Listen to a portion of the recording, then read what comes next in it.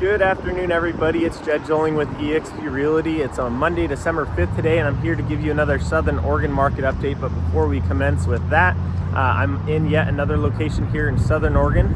Today I'm standing on the bridge that crosses from Rogue River, the I-5 side of the freeway, the interstate side to the highway side. But I'm here to talk about the Rogue River, which is what it is crossing.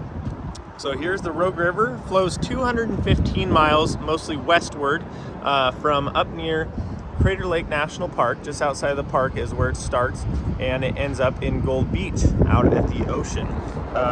It's known for its famous steelhead and salmon fishing, and also its whitewater rafting. It was one of the original 8 rivers to be put into the Wild and Scenic Rivers Act that was signed in by Lyndon Johnson. And right now, there's only one dam left on the Rogue River, which is the Lost Creek Dam. I think it's actually called the William L. Hess Dam. And that creates a reservoir up at Lost Creek Reservoir.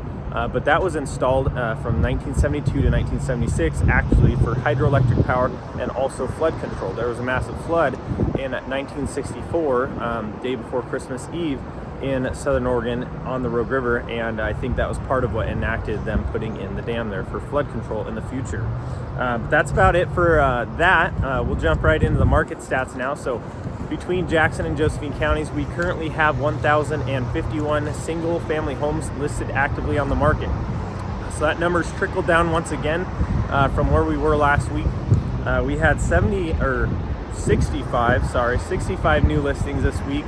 74 went pending, 77 closed, and 68 off the market due to expired or canceled listing contracts. So that's quite a few off the market due to canceled listing contracts, expired listing contracts. But here again, we're right at the end of November, so these stats are being pulled from last week. So a lot of people, their listings probably expired right at the end of the month, or maybe at Thanksgiving. Maybe they pulled it off for the holiday and canceled the listing for now. That's always a possibility as well. Looking at those stats compared to our 4-week average, we're actually doing very well. Just down 1 compared to the 4-week average for new listings, up 4 on pending count compared to the 4-week average, and up 22 on the closed count compared to the 4-week average. So looking really good. That's a snapshot of that week versus our inventory puts us at just over 3 months of inventory here in the Southern Oregon market. We're seeing good activity after the holiday weekend, which is great. We had holiday basically through last Sunday, and a lot of shopping will happen over the weekend. You'll see a lot of pending on Monday. So I was surprised to see this many homes go actually pending after that holiday weekend, but that's good to see.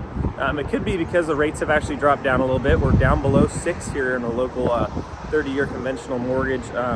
FHA, you can get down to almost 5 1/4 just about, and if you buy down, you could probably even get down into the 4s, which is really not a bad rate at all.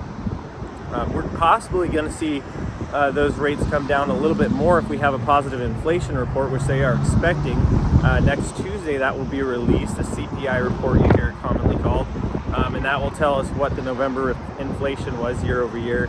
And if those numbers look good, then mortgage rates may even get better. If they look bad, they may get worse. But they're expected to look better, so we'll find that out. Another thing I'm going to throw in here that could be contributing, well, is contributing, but could be contributing also to the mortgage rates because it's contributing to inflation, is the price of crude oil. The price of crude oil is actually just about near where it was back in January, so it's actually come down quite a bit, which is great news because that means it will drive less inflation, and in turn, we'll see better mortgage rates come out of that in the end. So something there to know.